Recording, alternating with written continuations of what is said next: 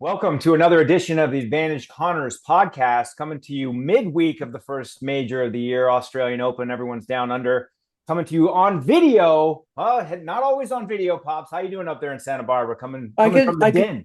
I can see you. I like this better. This is super. It's good. But Yeah. tennis already, January 10th, it starts, 12th, whatever. But here we go. It's another season. Fire Yep. away. What's on your mind? Because I know for me, the first 3 or 4 or 5 days of any Grand Slam was the most fun. So tell me what's on your mind, and I'll tell you what I got on mine. All right. You think the first few days are fun? I think you're right because that has the most energy. Everyone's still alive in the tournament, so you Right. have all the possibilities still out there, and all the action every 2 days. Then you lose half the field, every couple days. So the thing I like to talk about, I think we have to lead with, is last night, second round match. Our guy Stan Wawrinka, 40 years old, goes deep into a fifth set, 10-point tiebreaker, comes out 7-6 in the fifth. 40 years old, playing a guy who's 21, the young Frenchman, Jen. I think that's how you say his name. Yeah, so Stan comes through. The crowd was going crazy. 2014 champ. Right. Big Stan fan myself here. I always root for him. I'm so glad that he's playing this one more year. We get a chance to appreciate him. I'm glad they gave him a wild card. He's kind of proven them right, in the third round. I think he might have even gotten like Kyrgios' spot when Kyrgios pulled out. So Oh, thanks wait, for that, again? Nick. No, let's move on. I don't want to talk Yeah. about him. But yeah, Stan kind of setting the trend, but also we got Marin Cilic, 37 years old, turns 38, I think, later this year, and Djokovic, 38, turns 39 in a couple months, all in the third round, all doing it for the old guys. What do you think about that? You took Stan right out of my mouth. He's interesting, and I look back. I don't think he got enough credit, Bretter. He filled in when there was Nadal and Djokovic and Federer, and then Murray, and then people seem to forget about Stan. And the record that he has and the amount of tournaments that he's won. And by the way, I think he's won 3 Grand Slams, and we've talked about this, how he's beaten the best players to win those tournaments, Yeah. right? Oh, yeah. So, I mean, for him, 40 years old, I mean, there comes a point in time where you just got to say, whoa, but he hasn't, and to be in the third round of the Australian and still forging. So that means what? He's got to have discipline. He's got to stay in shape. He's got to work at his game. He's got to push himself a little harder because he's playing against guys that are, 20, 25 years younger than him. So just think of the effort that's taken for him to do that. So some guys, you say, oh, okay, but I'm happy for him because I don't think he got enough credit, and maybe now, maybe so. Yeah. And yeah, definitely, I don't think he gets enough credit. I mean, he also was a late bloomer. Where like, he wasn't winning the titles when he was in his early 20s. He started to kind Right. of come on later, when he was almost 30 years old. I think he won everything after 29. But yeah, just a legend, having to play with all those other guys and also coming behind Federer, the Swiss legend. He's also Swiss. So that's always a thing that I respect about him too. And I want to ask you this question. He's been on the Challenger Tour the last year or so, grinding away, 39, 40 years old. I want to ask you, what would it have taken for you to grind on the Challenger Tour when you were over 40 back in the day? A bullet to the face? No, but to me, I mean that some things you look at with your mind, the other you look at with your heart. And I look at that he loves the game, Brett. He's had success. He's made money. That he's got a great life. I mean, that's the way I figure it. But to still play and to go and to uh, that's a downgrade for him. So He feels like he doesn't need to do it, right? I mean, it's not like because no, he's making a ton of exactly. money, He's So going to play challengers because he wants to get in shape to play these guys now in the Australian Open. That's why the success for him is so important. Yeah. and that the fans feel that, that he's willing to give everything to still at 40 years old, go out there and want to grind it out like that. Win the tournament, Stan. Yeah, yeah. Oh That my would be God. amazing. But Oh, would yeah, that be amazing? That would be super. yeah, it's going to be tough. He's got Taylor Fritz next round, but he said in his post game interview last night that he's going to try and recoup and recover, and he might have to have a beer or two, to to celebrate last night, which I don't blame him. Call me, I'll join him for one of those. Nice, That would nice. be fun. But He'd be fun to have on the pod. He'd be a great yeah, guest. wouldn't he though? Yeah, He would be fun because he could talk about generations. Yeah, yeah. that where he's 40, so he's played now through three generations. Hmm. The end of a lot of guys, then into the Federer, Nadal, and Djokovic era, and now even past that. So Hmm. that's big. Yeah. That's big. Love to talk to him about that. Yep. So yeah, we'll be rooting for Stan here. He plays again tomorrow night, hopefully on the main court, which would be pretty sweet. So Cilic, motoring along. We don't have to talk too much about him. Oh, the other thing, Stan's been on court for almost 8 hours already, which I think might kind of catch up to him at some point. I hope it doesn't, but that's a lot of time on court through 2 rounds. So It is, recuperating time is important, and how you handle that. So, if he has a day off, how much you going to practice? You got to take your eating, you do everything to make sure that when you play your next match, you're going to be in shape and ready to go. But the one thing that everybody forgets is after you take care of all that is his desire. His yeah, desire to go, this is my last year. I want to show these guys what I am, who I am, what I have, and I want to give it everything I have because, you know, talk about it all the time. It's a 365-day a year job. And he's not afraid to do that. And he's proven that by going to the challengers and coming back at 40 and wanting to play this kind of tennis. I'm going to say it again. Win the tournament, Stan. Oh my God, that would be a story, for the decade, to be honest with you, brother. yeah, yeah, Yeah? pretty much. Yeah, I think so too. So Yeah. we'll be rooting for him. Anyway, go ahead. Next. Rooting for you, Stan. Next, this is quickly about Joker. We always talk about Djokovic needing to get through the first few rounds easily if he's going to make a deep run and maybe challenge, beating Alcaraz and Sinner late in the event. He has. So he's gotten his Right? first two matches pretty easily, pretty routine. I think he's only played 6 sets, way less time on court than Stan. He's only lost like 14 games through the 6 sets. So he's been playing really well. So yeah, we'll have to keep an eye on him. And do you think that's important that he needs to conserve and not, if he's going to blow his load in a match, he doesn't want it to be in the first, second, third round. He wants it to probably be in the quarter semifinals against one of those guys. Yeah, but and looking back at Stan and Djokovic and Cilic, the guys that are getting older, if you have, two tough matches in a row, and Stan has, you said it, he's been on court for 8 hours already, Yeah. that's tough. Djokovic has gone about it the right way, but if he goes through two or three tough matches, two tough matches, that begins to take, a grab on your physical, Mm-hmm. and then if you feel that you got to push yourself and be better than you are and do all that, then it hits your mental, Right. and all that. So it all kind of, turns into, to one big show of, what's left. You're Right. giving your physical, you're giving your mental. There's only one thing left, and that's your Heart. heart, Right. and your guts, and how much you want it. But playing against guys that are 20 years younger, 15, 20 years younger, it's tough. It's Yeah. tough. I know, and you go and you give it everything you have, but the end result is, age gets everybody somewhere. And so the Yeah. look at it that, you know, I looked at it like it was, the most important thing at the time.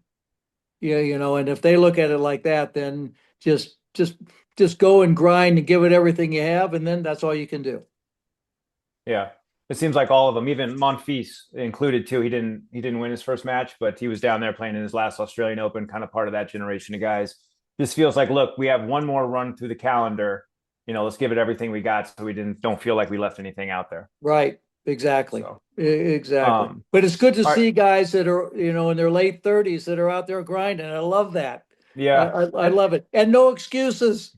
no, No, and I think right. once these guys are all of a sudden gone, the sport will feel a little like not empty, but a little weird. Or like, like, wait, all these guys we've been leaning on for 15, whatever, 20 years even, now they're all gone. Like there's Right. still been a few of them where you're like, well, you got Stan, you got Monfils, you got Joker, you got Cilic, Nishikori even is out there sometimes. But once they all fall away after this year, most of them will probably be done. It's going to feel lonely. It's So just lonely. I have to But make new buddies, new but legends out there. we've talked about this too, brother. When you can't sell out a 25,000 seat stadium, time for you to move on. Yeah. Next. Next.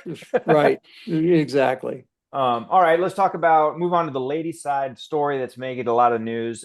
Naomi Osaka. Couple things. First off, Yep. did you see her outfit when she came on court in her first round match?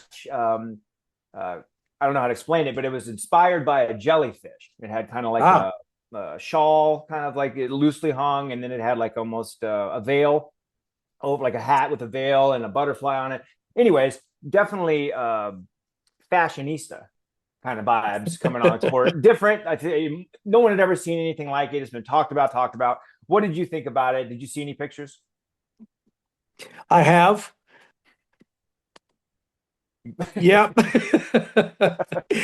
It's interesting, Brett. I mean, when she was coming up, I mean, she was always a force, her tennis. I mean, she's won Grand Slams and everything. I know she stepped away from the game and I think she had a baby and right, Mm-hmm. am I right there? Yep. Daughter. And kind of liked her privacy and to be low key, and then now she comes out in the Australian for somebody who likes so much privacy to want so much attention, is kind of interesting to me. But on the Yeah. other hand,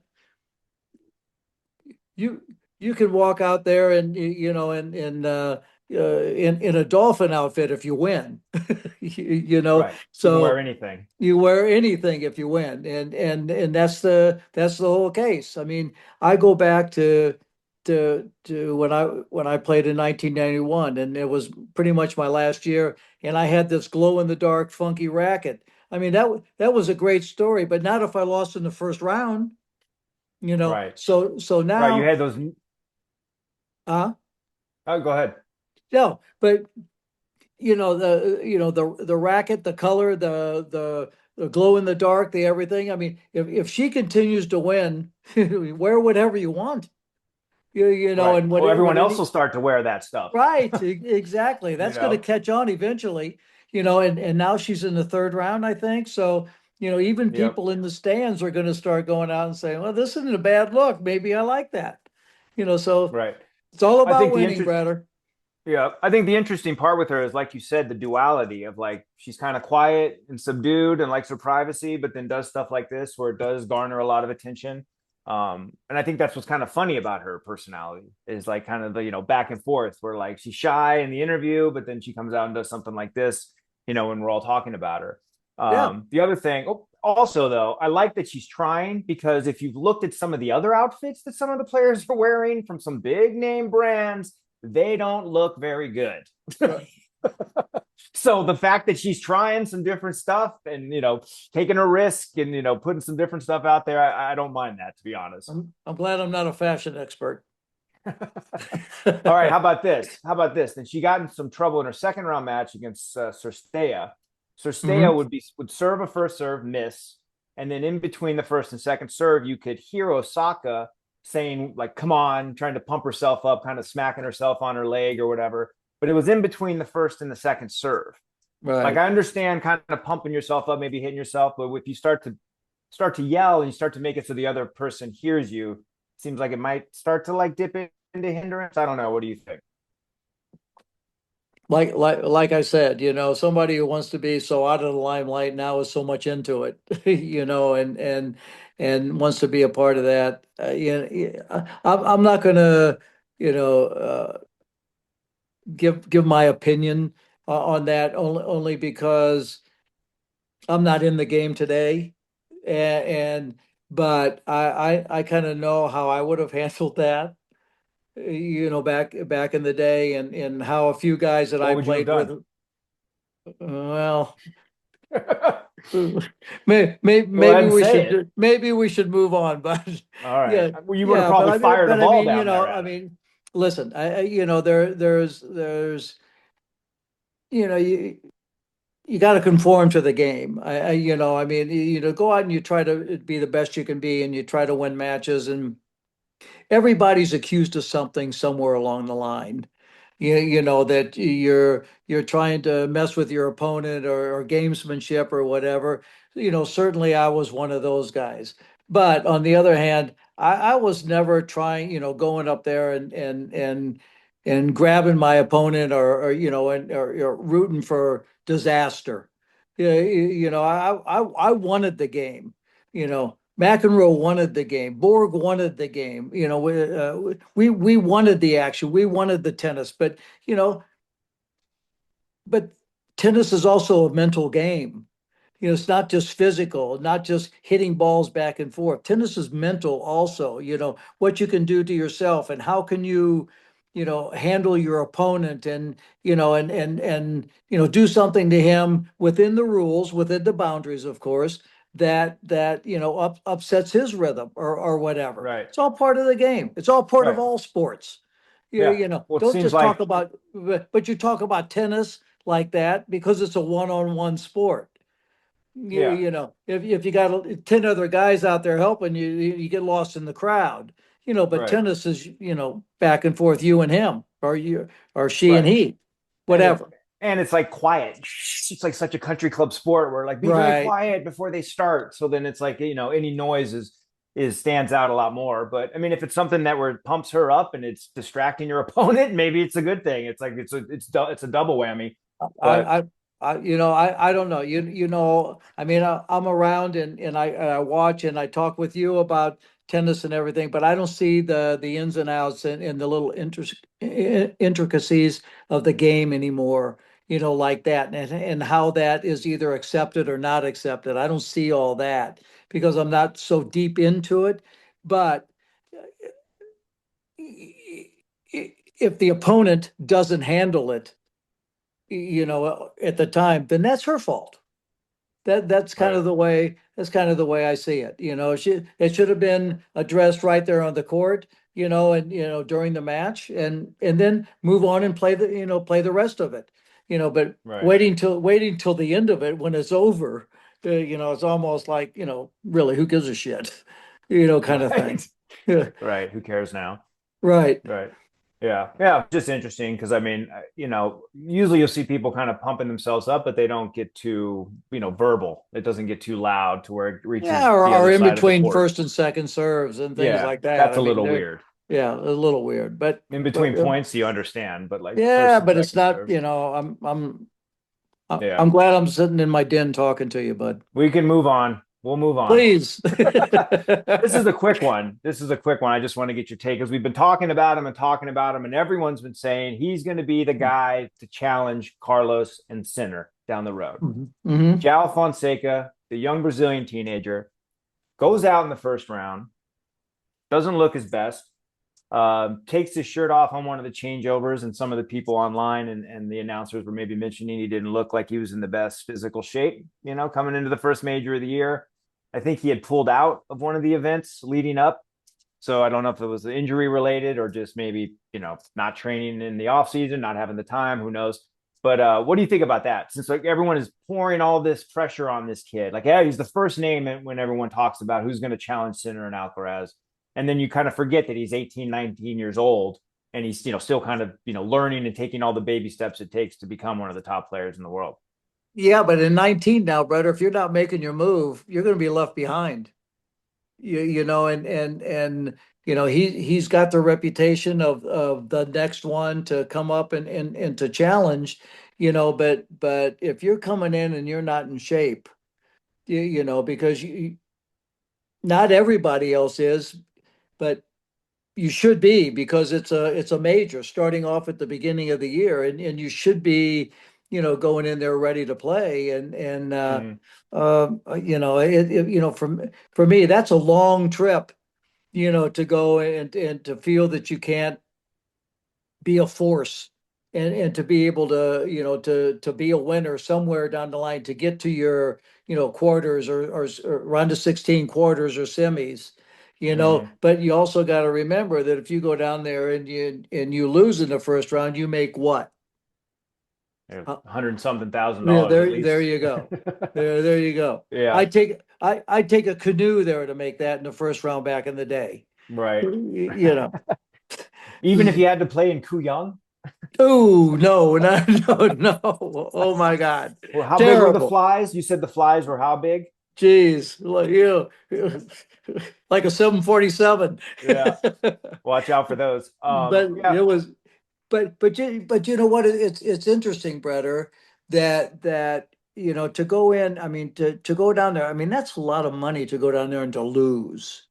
yeah. And then he didn't get Yeah, to play a warm up, so he ends up flying down there. He played one match, and he lost, and now he comes back, for the U.S. swing, or he goes down to the mini South American swing probably before they come to Indian Wells. But I it's want, just I one of want to those take I things. want to take a little dump for this. I'll take a little crap for this, but to lose in the first round and make that kind of money makes me think. It just makes me think. Yeah, Yeah, too thinks what? much. Maybe Yeah, it's too much. yeah. I You don't know know, though with the price of everything. I don't know if it well, goes quite as far as you think it does, but yeah, I know. inflation. Yeah, yeah. I Um, get it, but I'm I just just think I'm saying, go ahead. I was gonna say I think it's interesting because last year he snuck up on people. I feel like he Yeah, beats he beat somebody, Rublev. I think he beat in like the first or second round, and it was like this huge, announcing himself on the scene, a big first, major win over a top 5 or 6 player, whatever Rublev was. But then now everyone's been expecting him now, talking about him for the last year since then, and then just you're not going to sneak up on anyone. And he loses to a young American kid, right. you So know. so why wouldn't you, with that newborn reputation that he has, of being the next up and comer and everything, be prepared and ready, and off and running at the very beginning. Yeah, That's just kind of my feeling. I mean, but that's the people around him, yeah. in my opinion. Hmm. To be able to say, look, you're the next guy.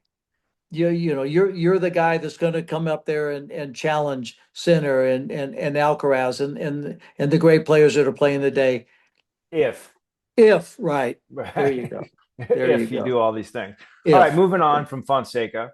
This is a quick one. We kind of touched on this, but Alcaraz retooled his serve, and it looks a lot like Djokovic's now. Where kind of Djokovic does it, where he like points it like this a little bit. It doesn't matter what I'm doing, but right. um, that's a pretty big tool to try and change in the off season. I know we've talked; it's not a long off season, all that stuff. But do you think I mean, what do you think about that? Changing your serve coming into a year? I mean, that's the only time you could do it, right? Is coming into a year where you have the time. You're always trying to look to improve and to get better. Is that going to make him better? As opposed to, I mean, his serve and his game obviously has got him to the best player in the world. So, what is the next move to keep you there? It's so tiny. It's so tiny. But what is it? Is it to add another mile an hour or 2 miles an hour to your serve? Or is it to be able to shorten the points and get in and take the ball out of the air, or be a little bit more aggressive, or but once again, that's his team. His team's around him, and they're thinking that, maybe if your serve gets better, your game's going to get better. So, you can't fault a guy, for wanting to make changes. Yeah, and to try to be better and better. And obviously, I mean, he's only what, 21, 22, 23 years Yeah, old. 23, So I think, 22. so he has the time to go about and to do that. But you know what I like about that is that he's taken into the matches right away. and Right. he's trusting them. So that's not so bad. Right. And I wonder whose idea it was to change the serve. Like, was it a Ferrero thing before he left that they wanted to work on? Is it the new coach he's working with? Is it something he wanted to do? We talked about that last time, not having Yeah. Ferrero there. And that, and the serve is one of those things where I think it's like a drive, right? Like it's like your driver. You're always going to go warm up and hit some drives because it's the first shot of the hole, it's the first shot of the point, and you can Right. never perfect it. Like no matter how good you're driving the ball or serving one day, you can come out the next day and it can feel like a noodle in your hand. The club can feel, or the Right. racket can feel I like you've never picked it up before. So it's one of those things where you're always trying to practice it to keep it up, and then when you want to change something, then it's like it's like double the effort. Yeah, it's but what I want to say it again, but at least he's taken it into the open and he's trying it there. Yeah, Yeah. that he's not afraid to experiment and to try to get better. He can always fall back, right? And go back to what you know. You can always Mm-hmm. come back to that, but he's willing to, to work at it and in his time away, which he's had, I'm sure, and to bring it into to the Australian Open. So you got to respect him for that, but Yeah. it's going to be interesting to see when he gets into the quarters, the semis, if he makes it that far, and the finals, how that works for him, and if he stays with it. Right. That's going to be interesting for me to see. Yeah, it'll be interesting the first time he gets like broken, or he loses a set. You know what I mean? Like when he starts, because I think he's won both his matches pretty easy. So you Right. feel like he's doing these little tinkering, with certain things, probably for specific matchups, like with Right. Sinner. Like a lot of the stuff's Yeah. got to be just trying to get better for those matchups. And you figure if it works against Sinner, it'll probably work against everybody. So, um, quick one, Tom Pritchett. What do you think of Medi's chances? Medvedev looked pretty good. He won a warm up tournament, won his first couple matches, new coach. Last Yeah. year he was dealing with I think his second daughter was born right before AO, so I think he might have he went out early to learn her Tien, the young American player. So it seems like he's got his game in a little better order. He's kind of bouncing back. He won a tournament to start the year, won one I think at the end Yeah. of last year. So what do you think? Yeah. I mean, for me, he'd be good for the game to come back and to start being a force again.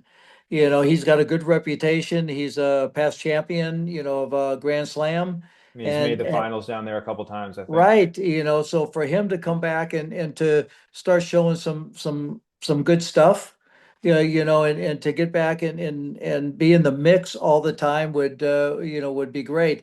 And we've talked about this, Brett, and a couple of years ago when we were in Palm Springs, we saw him down there practicing whatever. I kind of like his game, but Yeah, the older you get, you gotta, look to shorten the points, not lengthen them. right. Yeah, and I don't know how old he is, 28, He's almost 29, 29, maybe coming like 29. coming up on 30. Yeah, that's you're playing against these kids that are 8, 10 years younger than you that have no fear. So he's gonna have to kind of retool his game a little bit and try to be sometimes a little bit more aggressive and shorten the points and attack a little bit more. Yeah, he'll be 30 in less than a month. In February, he turns 30. And like for the taller guys, it feels like 30 is a little bit like for a running back in the NFL. It's like they start to age like twice as fast, maybe Right. after 30. So we'll have to keep an eye on that. But I mean, I think he's great for the game. I think he's one of the best interviews by far. He always gives you something of himself. He never goes into Yeah, the and never and, goes and into the it, cliches. exactly, and he's not afraid to be something on the court too. To mix it with the crowd and talk to the crowd and try to bring them into it and if they're against him, he doesn't mind that. But it's okay not to mind that if you win. Right, And rooting for him, get his game back in order and start being a force again would be great. right. Yeah, I think so too. I mean, I miss seeing him up there, and he's fun. Like he's a fun guy to root for, and to, keep an eye on and see how he does for the rest of this year. Let me see. What do we else we got? Dun, dun, dun. How soon? No, never mind. Dun, dun, dun. Oh, curious to see what Felix Auger-Aliassime can do. Well, what he did was retired in his first match. So that was a little disappointing. Like we talked about him, how's he going to kick off this year? Who's Uh, that? I missed that, Brett. Felix, FAA. Oh, yeah, yeah, yeah. Yeah, yeah. And so, someone asked, I'm interested to see how he does. And I mean, he didn't do well. He lost at United Cup to Bergs in the round robin. And I think he lost first round here. He had to retire from his match. So a little bit of a bummer, hopefully he can kind of jumpstart his year. He does well in Rotterdam, which is in a couple weeks after AO. So we'll see how he does. Bah, bah, bah. Yeah, we talked just quickly. We talked about him. How he starts this year is going to be big. And his health. I hope he's healthy. And that he remembers the end of last year and how he played and what it took to get to that level and to bring it in.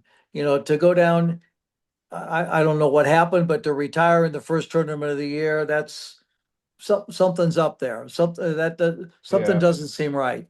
Yeah, Y- something's a You little know, weird. yeah. Something a little weird. Yeah. How about this? Jimmy, do you remember ever playing any events in Salisbury, Maryland?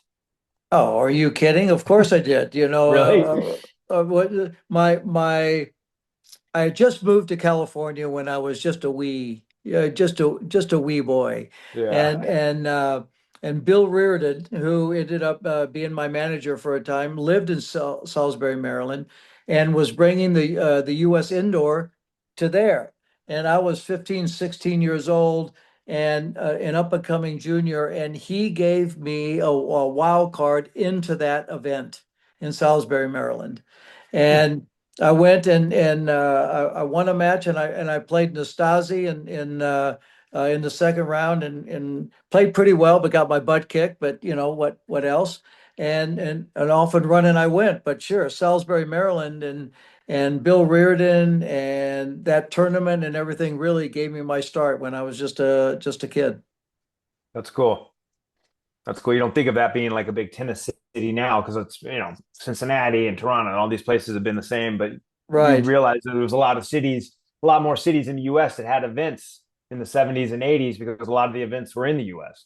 And that was in the 60s. I hate to tell you, Brad. Oh, Yeah, okay, even more, even further back. that was in the 60s for me. But those playing in Salisbury, Maryland, and Little Rock, Arkansas, and Hampton, Virginia, and Baton Rouge, and places like that, that now, have been pushed aside, don't have tennis anymore, gave guys like me a chance. And the young guys that were coming up in that time, an opportunity to go play against, the better players, the players from Europe or South America or wherever that were looking for places to play also. Yeah, so we had an opportunity and a lot of that's gone by the wayside now. We talked about that before. I mean, the US used to have 20 something tournaments, 26 or 7 tournaments over the year. Now they have 8, Mhm. so a lot of the young guys like me when I was 16, 17 years old, kind of trying to make it and grow up and have an opportunity to play, don't have that anymore. That's where Bill Reardon, uh, was smart. And he had an independent tour that wasn't WCT and it wasn't whatever that was around then, that gave young guys, an opportunity to play. And shit, I went and played in Salisbury, Maryland, Brad. I was still in high school, you know, and went back there and I lost, and I'm sitting there with my head in my hand. I'm saying, Christ, I got to go back to high school, to school tomorrow. And he comes in and Bill and he says, here, kid. And he gave me $200, and I'm saying, wait a minute, I can make money playing tennis. Shit, I play it for free. And he says, you're going to have an opportunity. And then boom, I started, being invited to more tournaments. But if it wasn't for him, I might not have had this shot. So very Right. appreciative, very appreciative. Yeah. And of places like Salisbury, Especially the Maryland. $200. Right. You still got that in your pocket? You say I- that? That's not fair. um, but it's interesting you say that because nowadays you think about like you're growing up in the different parts of the U.S. and you only have the talent that's around you. Like nowadays, everyone's so used to these academies and everyone's getting, all these tournaments and they're around a lot of the talent pools, like follow each other, and Right. they're able to play and judge how their game is based on these other players. But if you're in Belleville, Illinois, odds are you're probably the best player there and then the surrounding areas by a lot. So like for you to find someone who's going to challenge you, you needed to go to things like these tournaments in Salisbury, Maryland and Right. Jacksonville, Florida, and like all these like they seem small now, but back then they were huge. And move to California. Right. Right. But you're right. Those playing in those little towns like that was big. The crowds were big, because it was something new to them also. Geez, we got a tennis tournament. We got, 12,000 seats sold out. Hampton, Virginia. Every place was in the arenas there because that was new to them too. Mm-hmm. Tennis was in the late 60s and early 70s was, and I want to say this and I'll take shit for it and I don't care, but it was in the doldrums. It needed a shot. It needed some youth and some excitement and Nastasi and Gerulaitis and McEnroe came later, but and then Borg came and then and the Vilas came and Clerk came and shit. It needed something to push it to another level. And these little tournaments, the independent players, which was Bill Reardon's, gave young guys like me a shot, to go and to say, listen, I want to do this. I've been working at this for 10 years already. Give me a shot. And he did. A lot of young guys, Sandy Mayer, Eddie Debs, you at least you had a choice, back then, Yeah. to be a player. Now it's totally different. But I'm grateful, to have been brought up in my time because of that. I mean, now going through and to try to get a slot in a lot of these tournaments, it's rough, it's tough. Right. The Or way just to they go. earn or just to earn ranking points. Like you That see they get, whatever, right, 2,000 to win a major or 1,000 to win a masters, but then when you get down to like the challenger level, sometimes they're playing for a few points. The right, winner makes 3 or 4 points or something like that, for which the gets whole you event. nowhere. Right. But Right, but it'll jump you over a bunch of other guys that only have a point or, or it's 1 point or whatever, right. So you're Yeah, still like, fighting and battling. Just a couple more. That was Larry Holmes with that good question about Salisbury, yeah. That Maryland. was a good question. Yeah. Really good. Demir Mulik, dear Jimmy, you are known for embracing emotions and fighting spirit above all else. Is there a player or rivalry nowadays that reminds you of your own time or who you can identify with? I know it's a lot of the younger guys now. You maybe haven't seen them all play as much. I mean, Yeah, I I feel had a like, rivalry with everybody, and because my attitude was I wanted to try to be the best I could be, and if that was the best I could be, I wanted to be the best. So my rivalry was with everybody that I played.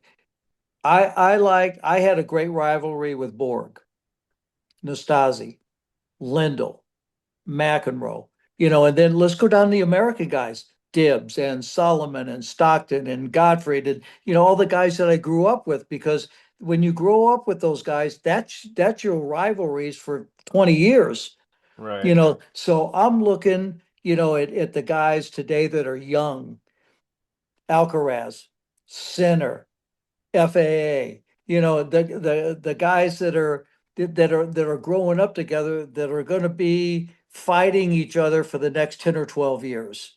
Hmm. That's the rivalries that I'm looking for. We talked about Stan earlier and Cilic earlier. I'd like to continue to talk about them, but they've had their time. Yeah, but it's now the time for these young guys, to get in there and grind it and fight it and try not to let one guy or two guys outrace you. and get so far in front of you that you become an afterthought. Yeah, Right. and that's why, you look at the guy after Alcaraz and Sinner, you look at the rest of the guys and say, what's it going to take for 3 to 10 or 12 or 15 to get in and be into that mix, and Right. to see what happens there. So yeah, it's going to be, tennis is an interesting game because it is one-on-one, you against your opponent, and there's nobody making the rules except keeping it inside the lines, right? Right. Yeah. And nobody's scoring you, nobody's doing anything. No If clock. no clock, no, Yeah. exactly. Yeah. It's the best. Yeah, it is the best. I think the player that makes me think about you now is Djokovic, just because similar game styles. You guys have both great backhand, return, that kind of thing. But I think since he's the last of that Fed Nadal, Joker, Murray generation, it must be a little bit of that. Like when you were the last of Mac and Borg, like Mac was younger than you, but you almost played longer than him a little bit. I Like did, as yeah. you got older, then like new guys bubbled up. So Djokovic is having to deal with Sinner and Alcaraz, where you had to Right. deal with Lindell and Edberg and Becker and Willander and like all the Agassi and Sampras, like all these great names coming up. And then you're still there, like the gatekeeper of the sport in some ways. Problem is, I lost the key. That was but that was the fun part for me, Brother, is I played through 4 generations. To me, I saw the greats of Pancho Gonzalez to Lever Newcomb Roach from the Australians, to my group of guys that I played with, all the guys that I played with, and then into the Sampras, Agassi, Courier, Edberg, Becker, Wielander, and all that era. So I played through 4 generations. To me, being able to take my game, and to see if it held up in all that, was the most fun. I was very young, through the Gonzalez whatever era, which was the 60s, but I was still starting. I was 17, 18 years old, and I was starting and grinding, and I saw what it was like and what it would take, and what it took for them to be great and to be winners. And shit, I look back. I mean, my upbringing, what I like to be playing now for this money, I'm not going to deny that. I'd love to be doing that. But boy, did I have an education, of all the greats before me, with me, during me, and after me. It's pretty, how can you ask for any more than that? That's why, when you ask me about tennis and what I think about tennis, I can't say anymore. I've had it all. To have been a part of, such a great run of great athletes and great players that have made this sport what it is today. And if I could say one thing to all these young players today, go back in your history and look who made it possible for you to be where you are now. Forget me, for whatever, but even before me, know your history of this game and what made it what it is. A lot of these guys don't care. They're there collecting, but they don't know why. But it's Right. okay. Right. Yeah. I mean, yeah. I think the real legends like appreciate the game and the history. The real people who bubble up and become, great, obviously have to, because it almost the history always hits you in the face, like with golf, with the records and the stuff, what I mean? Like it's always right there. So, Give couple me one things. more question. I want one more question from one of our listeners. How about this one? Jimmy, did you hear about the 1 point slam at Australia this year? Oh, Yeah. So it's if I think it's the second year they've done it, but it's gained a lot of traction after his last year. So now they did it again, second year. It's a tournament with pros, amateurs, local pros. Anyone can join it, I think. There's a way you have to enter. and then you play 1 point, and that's it. Wow. So if you double fault, you lose, you get an ace, you win, and then you move on to the next round. And you'd think someone like Alcaraz or someone like that would win. Nope. It was a local Jordan Smith.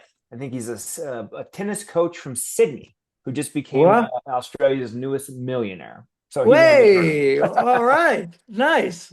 So what do you Nice. think about that? Is tennis trying to do stuff, bring in new crowd? What do you think? Why not? Why not? I mean, you're up against pickleball, you're up against padel, you're up against other sports that are trying to take the interest away from tennis. So whatever it takes to bring the interest back into the game and to get the young kids involved in it, Mm-hmm. and to want to play and to be a part of it, I'm all for. But man, oh man, Christ. Do they have an over 70 group of that? Somehow crazy that they're playing for more money in the 1 point slam than you ever got to play for, and you won it. You eight majors and 5 U.S. Opens. Shit, that's probably more than I made ever. Right, right. Like Jesus, he's already like fifth on the money list or something. Yeah. But it's interesting. At least tennis is got a little some thoughts going through their mind what it's going to take to make it grow and to get better. Yeah. And there's nothing wrong with that. And to bring, pros and amateurs and local pros and whatever together. Shit. I mean, what's wrong with that? I don't see anything wrong with that, but they are up against some competition with the other racket sports. They are up Right. against that, so they're going to have to do something to bring back the youth. Right. Yeah, and I think it's smart that they're doing it kind of at the beginning of the tournament. Like it pulls people in. Like you said, the beginning of the tournament's kind of always the funnest. They did the same thing with mixed doubles at the U.S. Open, where they had the best players all playing, and that kind of brought a Yeah. lot of excitement. So kind of like leads into the tournament and gets everybody revved up and going. Okay, two fun stories before we go. The national championship happened in college football. Indiana wins the national title. Crazy story. It never won a title. Not thought of as a powerhouse in football. Comes through, beats Miami in the finals, the Hurricanes. That was a great story. During the broadcast, there was a Dr. Pepper commercial. Have you Oh, heard this story? I know no. you're a big Dr. Pepper fan. I used to be a big DDP fan. That's Diet Dr. Pepper for you, everyone out there. That's the slang on the street.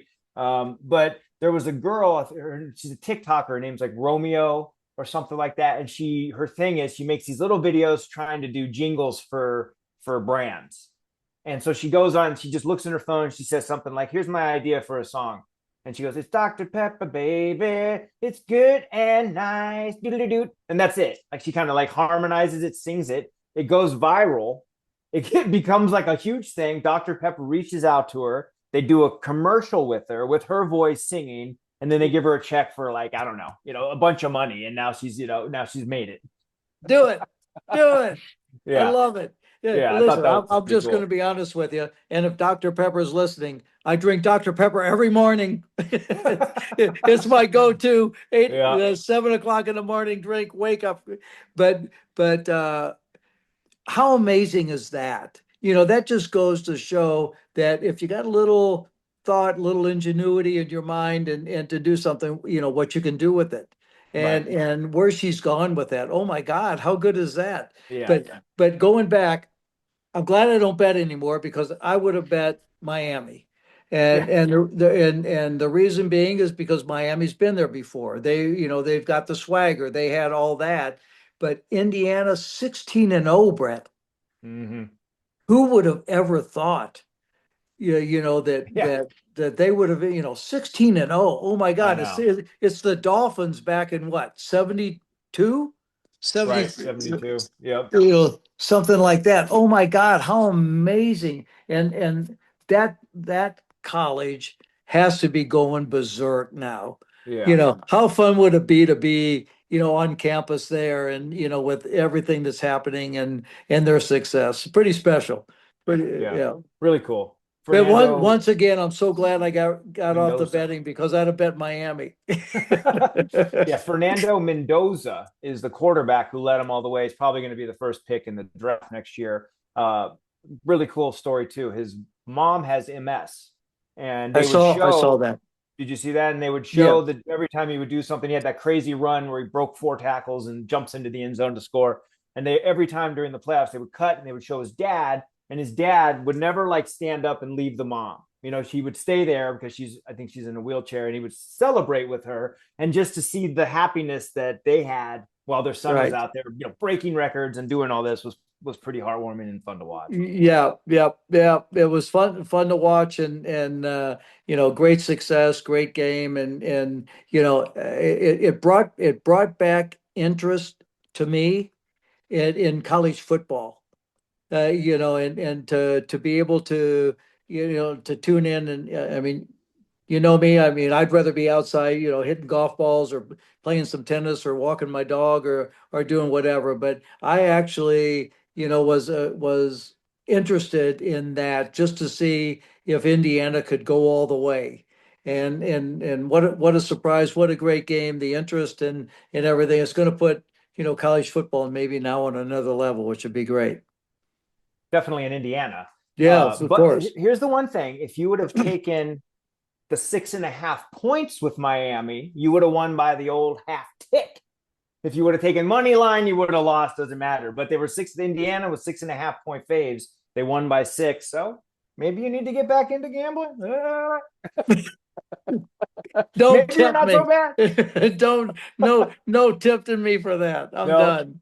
All right. Last story, fun one to end on. Former guest of the pod. We're fans of him and his career.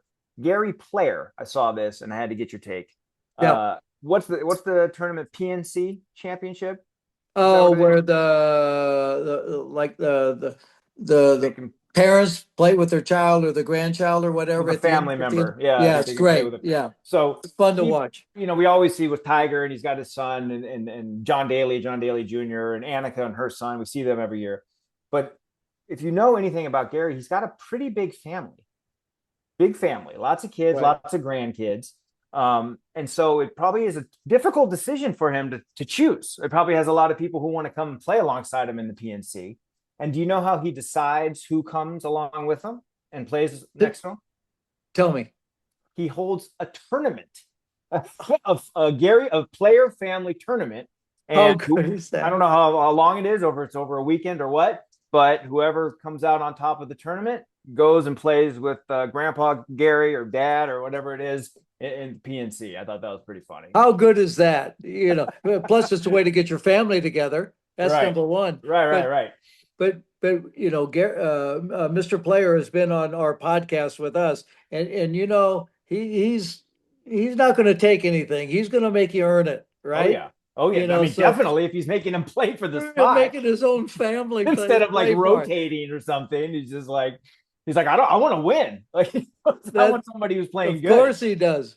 Bretter, I had the pleasure in before he was on our podcast of playing a couple rounds with him. He is beyond fun to play with. He's got story after story after story. If you play from 1 to 18, he'll tell you the stories. If you play from 18 to 1, he'll tell you different stories. I mean, he was so much fun. And by the way, let's see, that was I think he's like 88 or 89 now. And that was back three years ago or so.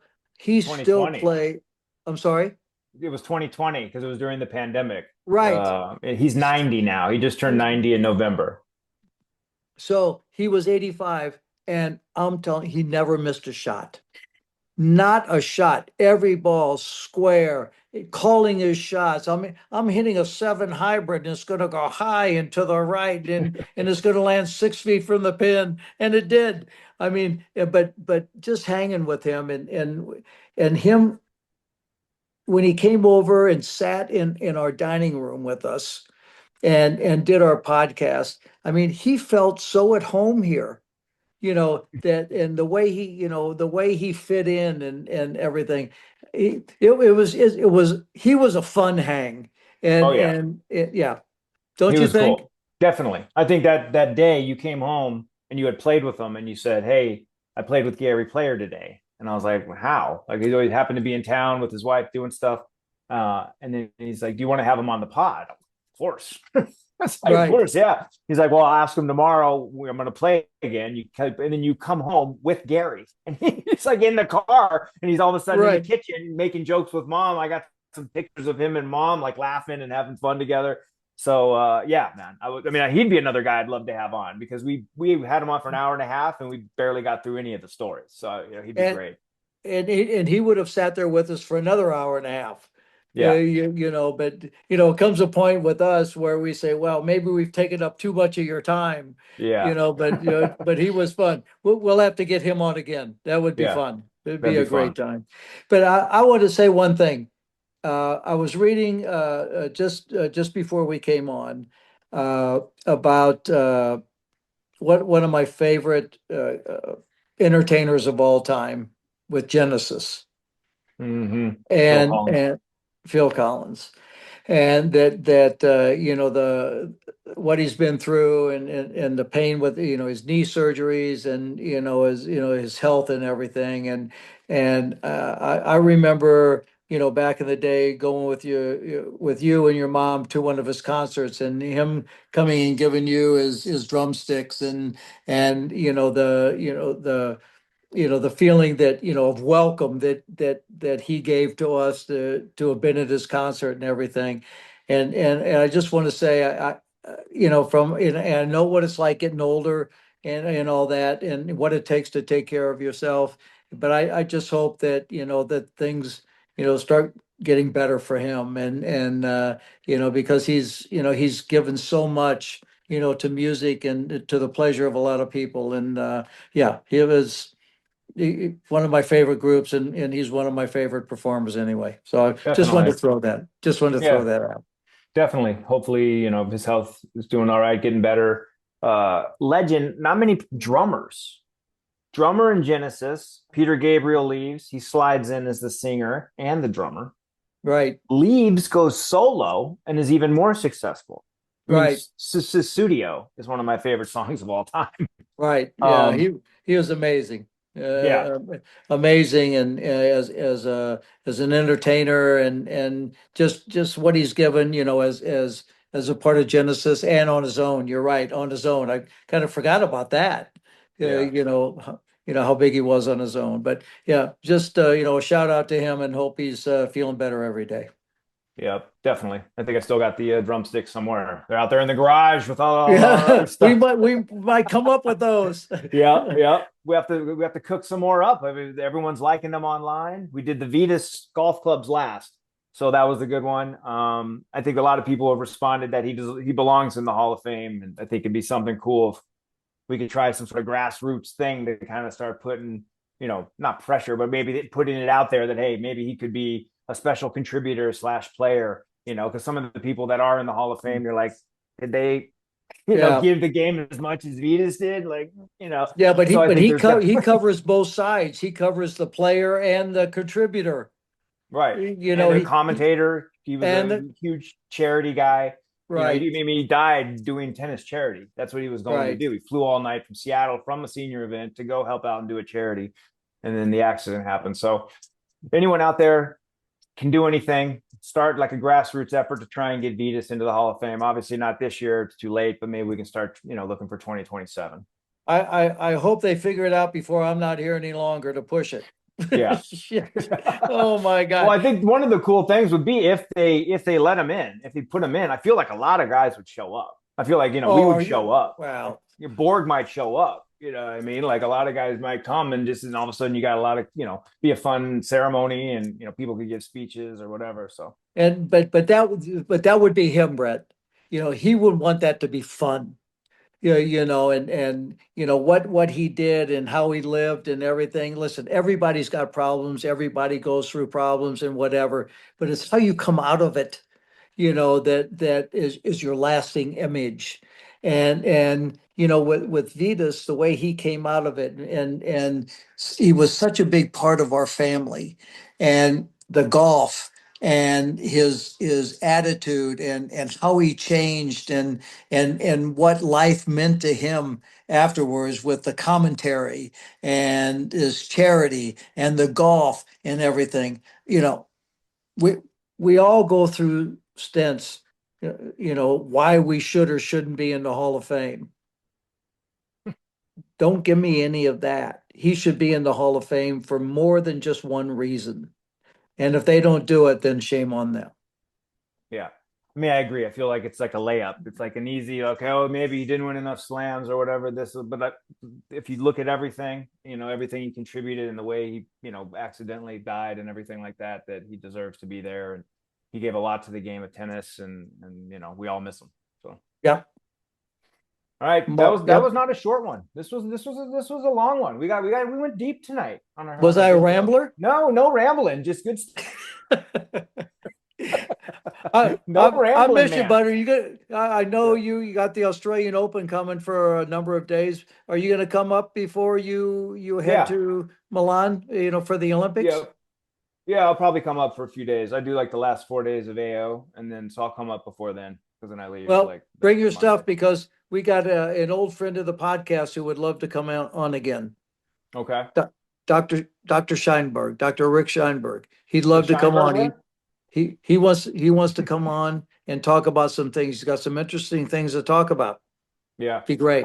I think he'd be great because last time we kind of talked about his story with you and everything. I think he'd be good to bring on and have our listeners give questions and stuff to ask him about injuries or health Right. or as you get older and you want to play tennis or recover or pickleball, what should you do? And that kind of stuff. I think he'd be great because he's got such a great wealth of knowledge with that stuff.